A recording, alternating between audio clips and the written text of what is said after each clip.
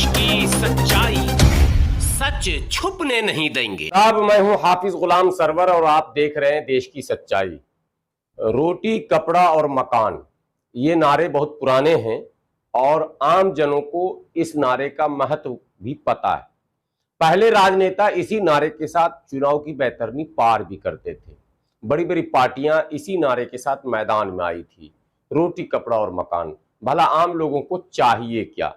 ये तीन ऐसी चीजें हैं जो किसी को मिल जाए तो उसका दुनिया स्वर्ग हो जाए। जी हां, पेट भरने के लिए रोटी और तन ढकने के लिए कपड़ा और सर पर छत अगर हो जाए तो फिर क्या कहने। 2022 का आखिरी लम्हा अब बिल्कुल करीब आता जा रहा है। बस अब महीने नहीं कहे जाएंगे, दिन कहे जाएंगे। कुछ ही दिनों बाद देश के प्रधानमंत्री भारत के चिर प्राचीर लाल किला से झंडा फहराकर भाषण देने वाले हैं। याद होगा आपको, कई साल पहले आदरणीय प्रधानमंत्री जी ने उसी लाल किला से झंडा फहराते हुए राष्ट्र के नाम संबोधन में यह कहा था कि 2022 भाइयों बहनों, 2022 जब भारत अपने आजादी का अमृत महोत्सव मना रहा होगा, पूरे भारत में भाइयों बहनों, पूरे भारत में एक भी व्यक्ति ऐसा नहीं होगा जिसका अपना घर नहीं होगा।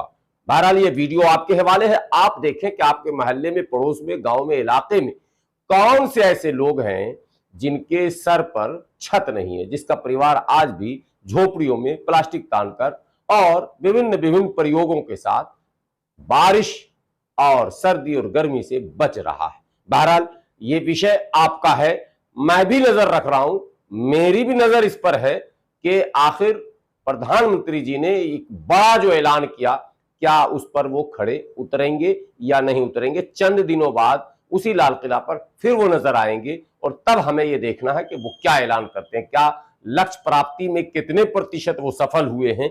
ये तो स्वयं पहले उनकी जुबानी सुना जाएगा, उसके बाद उसका विश्लेषण, मूल्यांकन किया जाएगा और आपके समक्ष रखा जाएगा। लेकिन अभी जो मसला है वो सबसे बड़ा मसला है कि क्या वाकई रोटी, कपड़ा और मकान, जिसमें पहले नंबर पर रोटी है, क्या रोटी पूरे भारत के समस्त लोगों को, सभी नागरिकों को सरलता से उपलब्ध हो रहा है?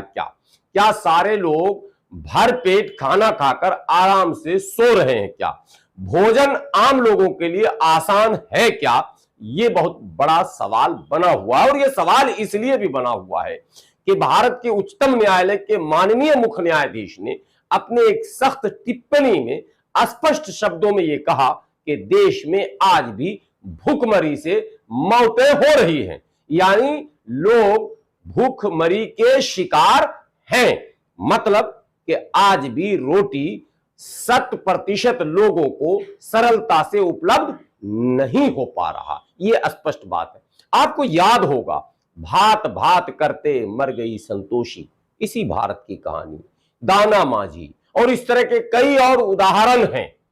आपको कोरोना काल का वो दृश्य भी याद होगा, कई दूध पीते बच्चे और कई लोग भूख और प्यास के कारण अपने आत्मा को त्याग चुके, यानी शरीर को त्याग दिया, इस दुनिया को छोड़ दिया। क्या बीता होगा उस परिवार पर, यह तो अपनी जगह है।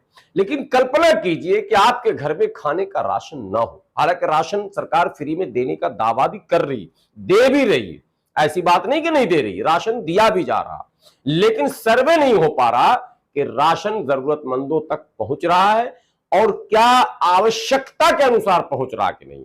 अगर राशन का लिमिटेशन है और परिवार का खर्च उससे ज्यादा है और आय के स्रोत नहीं है, तो इसके लिए कोई ऐसी तंजीम, कोई ऐसी संस्था, कोई ऐसी समिति, कोई ऐसी कमेटी सरकार के पास नहीं है जो जनता की इन वास्तविकताओं से सरकार को और देश को अवगत करा सके।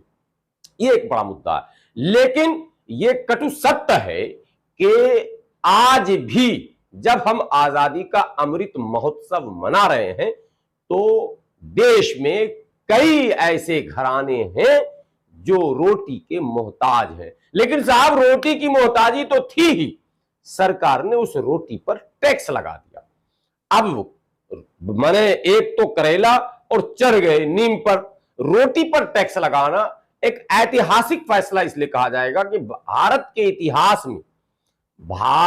इतिहास में आज तक अंग्रेजों ने भी यह काम नहीं किया था, मुगलों ने भी नहीं किया था। तुगलक ऐबक बलबन जो भी इतिहास आप देखेंगे और उससे भी पहले फिर चले जाए आप तो मौर्य काल में भी नहीं मिलेगा, मतलब कभी आपको मिलेगा ही नहीं कि रोटी और आटे पर टैक्स लग जाए, मैदे पर टैक्स लग जाए, सब्जी पर टैक्स लग जाए, दूध पनीर पर टैक्स लग जाए, खाने की तमाम वस्तुओं पर टैक्स। और टैक्स लग जाए शब्द बोलना आसान है, टैक्स मतलब 18% से 28% का टैक्स। ये अपने आप में एक मायने रखता है कि इतना बड़ा टैक्स थोपा जाए कि उसको महंगा होने से दुनिया की कोई ताकत रोक ही ना सके। अगर 1-2% टैक्स लगता है इन चीजों पर तो उसका एहसास आम लोगों को नहीं होता, लेकिन अगर 100 रुपए की चीज पर 28% टैक्स लगाएंगे तो सीधे वो 128 रुपए का हो जाता है। मतलब आम लोगों को सीधा उसका असर उस पर पड़ना है आम लोगों पर, तो ये टैक्स लग गया।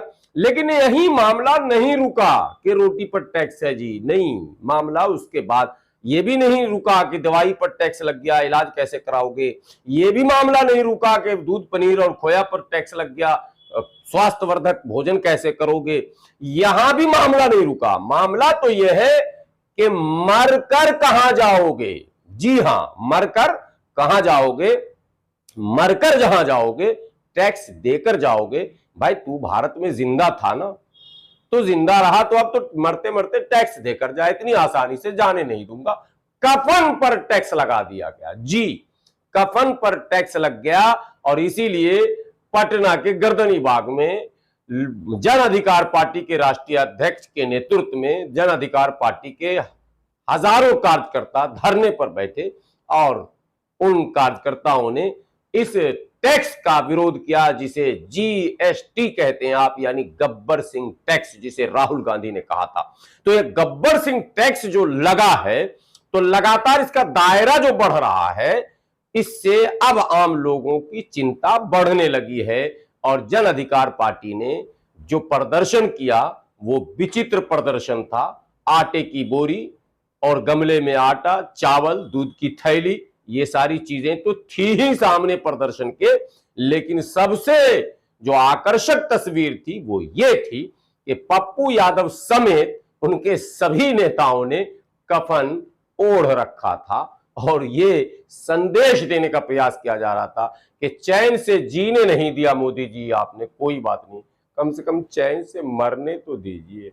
यहां तो मरने भी नहीं दिया जा रहा साहब, मरोगे तो तुम्हें पहले टैक्स चुकाना होगा, फिर शमशान और कब्रिस्तान जाना होगा। तो शमशान और कब्रिस्तान पर राजनीति करने वाली ये राजनीतिक पार्टी यानी कि भारतीय जनता पार्टी आखिरकार शमशान और कब्रिस्तान पर भी टैक्स लगा ही डाली। बहरहाल बने रहे देश की सच्चाई के साथ और इसी तरह के अपडेट के साथ मैं फिर हाजिर होऊंगा। एक विनती, एक गुजारिश कि अब तक आपने अगर देश की सच्चाई चैनल को सब्सक्राइब नहीं किया तो प्लीज प्लीज यूट्यूब पर देश की सच्चाई चैनल को सब्सक्राइब कर लें, बेल आइकन दबाना ना भूलें और वीडियो बेहतर लगे तो शेयर जरूर करें। और हाँ, यदि आप फेसबुक पर देख रहे होंगे तो वीडियो को फेसबुक पर पेज को लाइक और फॉलो जरूर करें, वीडियो को शेयर कर देंगे, अगर बेहतर लगे तो जरूर करेंगे। शुक्रिया।